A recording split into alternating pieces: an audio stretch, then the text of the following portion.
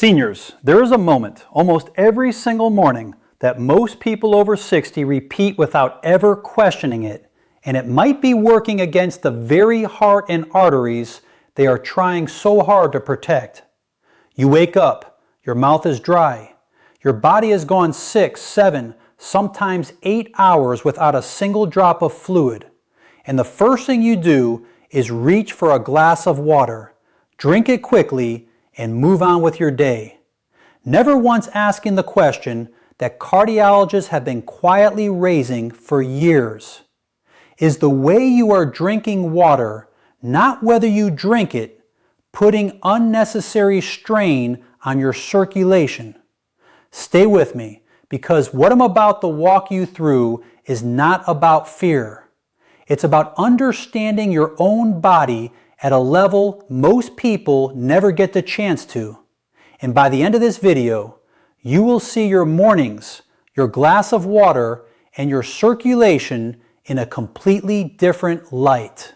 Let's start with something that sounds almost too simple to matter, and yet it sits at the center of everything we're about to discuss. Your blood is not water. It is a living, moving tissue made up of plasma, red blood cells, platelets, and proteins. And its ability to flow smoothly through your arteries depends heavily on something called viscosity. Essentially, how thick or thin that blood is at any given moment. When you are even mildly dehydrated, which happens to almost everyone overnight while sleeping, your blood plasma volume drops. Less plasma means your blood becomes thicker, more concentrated, and harder for your heart to push through your vessels. This isn't a theory. It's a well-documented physiological reality. And it's one of the reasons doctors see more cardiovascular events, including strokes, in the early morning hours. A phenomenon researchers have studied for decades. Now here is where it becomes deeply personal for anyone over 60. As we age, our arteries naturally lose some of their elasticity. They stiffen slightly, a process called arteriosclerosis. And that stiffening means your cardiovascular system has a smaller margin for error. A 30-year-old's flexible, elastic arteries can absorb the strain of slightly thicker, dehydrated blood without much issue. But an artery that has lost some of its youthful flexibility doesn't have that same buffer. So when you wake up dehydrated and your blood is thicker and your arteries are stiffer, your heart has to work harder than it should, especially during that early morning window to push blood through your body. This is not meant to frighten you. It's meant to hand you back a piece of control you didn't know you had. So let's talk about what actually happens when you drink water the way most people do. Fast, cold, all at once, first thing in the morning.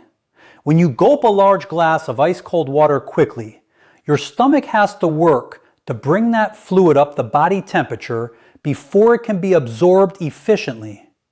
Cold fluid entering the gut can also cause a brief, reflexive constriction of blood vessels in the digestive tract, a response your nervous system triggers to preserve core body temperature. For most healthy people, this is barely noticeable. But for someone whose vascular system is already working with reduced flexibility, that extra moment of constriction, layered on top of already thickened morning blood, can mean your circulation is working against two small obstacles at once instead of one.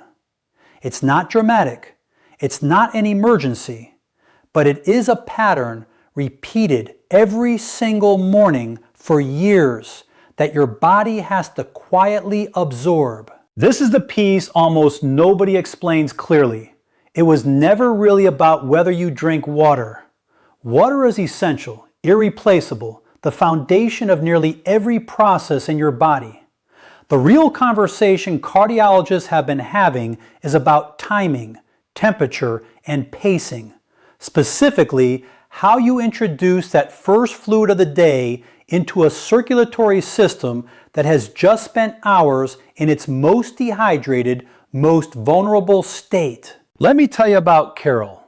Carol is 68 years old, and for years, she described herself as someone who was doing everything right. She walked most mornings, watched her diet, took her medications faithfully, but she kept telling her doctor about this strange, heavy feeling in her legs in the mornings, a kind of sluggish coldness that would take an hour or more to fade. Her doctor, instead of jumping to medication, asked her one simple question: what does your morning look like before you even get out of bed? Carol admitted she'd wake up, grab the ice-cold water bottle on her nightstand, and drink nearly the whole thing in under a minute every single day. Her doctor suggested something almost embarrassingly simple: letting that water sit at room temperature overnight and sipping it slowly over 15 to 20 minutes instead of all at once before getting up. Carol was skeptical. 3 weeks later, she described the change as feeling like her legs woke up with her instead of lagging behind. Is this proof of a miracle? No. But it's a real lived example of how something as small as pacing and temperature can change how a body feels first thing in the morning. Now I want you to imagine someone like Walter, 74 years old, a retired mechanic who'd had a small cardiac scare 2 years earlier. Nothing catastrophic, but enough to make him take his heart seriously for the first time in his life. Walter's cardiologist explained the blood viscosity concept to him in plain terms: thick blood in the morning, stiff arteries, more strain. Walter started doing two specific things: drinking a small glass of room temperature water with a pinch of natural electrolytes before bed, which helps maintain plasma volume overnight, and then sipping rather than gulping his first water of the morning. He told his cardiologist at his next visit that he genuinely felt less foggy and heavy in those first hour after waking. Again, not a miracle, not a cure, but a meaningful, explainable shift rooted in real physiology. And then there's Renata, 62, who came to this not because of a health scare, but because she was tired of feeling tired. She wasn't sick. She just felt like her body was working against her every single morning. When she learned about the connection between overnight dehydration, blood thickness, and that first cold glass of water, she made one change. She started keeping a glass of water by her bed at room temperature and drinking half of it slowly before even getting out from under the covers, then finishing the rest 20 minutes later. She said the biggest difference wasn't even physical at first.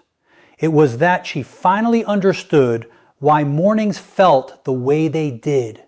And that understanding alone gave her back a sense of control over her own body that she said she hadn't felt in years. I want to pause here and ask you something, because this channel only works when it's a conversation, not a lecture. In the comments below, tell me your age and tell me what your biggest struggle has been. Is it that heavy, sluggish feeling in your legs in the morning?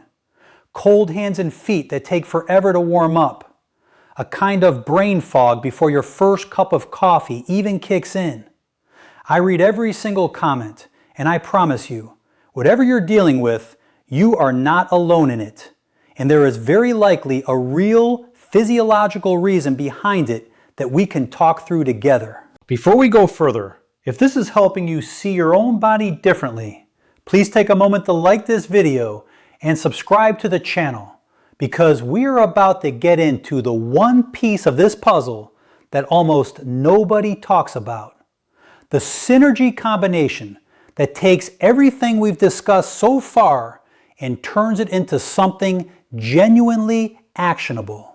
The piece that ties temperature, timing, and a specific mineral pairing together into what I believe is the most overlooked morning habit for anyone over 60. Here is where it gets interesting. Water alone, even paced and at the right temperature, is doing maybe 60% of the work. The remaining piece involves electrolytes, specifically sodium, potassium, and magnesium, and the role they play in helping your body actually retain and use the water you drink, rather than simply passing it through. When you drink plain water on an empty stomach with zero electrolyte support, especially after a long night of fluid loss through breathing and sweat, a portion of that water moves through your system faster than your blood plasma can actually absorb and use it. This is sometimes called the dilution effect. You can technically be drinking enough water and still functionally underhydrated at the bloodstream level because the fluid isn't being retained where it matters most. This is why the combination, not water alone, not electrolytes alone, but the pairing of room temperature water sipped slowly alongside a small natural source of sodium and potassium, such as a pinch of unrefined salt and a slice of citrus or a small amount of coconut water, creates what researchers call improved fluid retention. The water gets where it needs to go. Your plasma volume rebuilds more efficiently. Your blood viscosity normalizes faster. Your arteries, already working with less flexibility than they had decades ago, are handed an easier task instead of a harder one. This single shift, pacing your water, adjusting its temperature, and pairing it with a small natural electrolyte boost is, in my opinion, one of the most quietly revolutionary habits available to anyone over 60, precisely because it costs nothing, requires no prescription, and works entirely with mechanisms your body already understands. It is hidden in plain sight, dismissed because it sounds too simple to matter, when in reality, the simplicity is exactly why it's sustainable for the long run. I know aging can feel at times like a slow negotiation with a body that no longer responds the way it used to. But I want you to hear this clearly. Understanding your body is not the same as fearing it. Every single thing we've talked about today, blood viscosity, arterial stiffness, fluid retention, these are not signs that your body is failing you. They are simply the mechanics of a body that has lived a long, full life. And the mechanics can always be supported, adjusted, and worked with. You are not too old to make a small change that helps your heart do its job a little more easily tomorrow morning than it did today. That, more than any single statistic, is the real hope sitting underneath everything in this video. Not a promise of reversing time, but a reminder that small, informed choices, repeated daily, are still entirely within your power.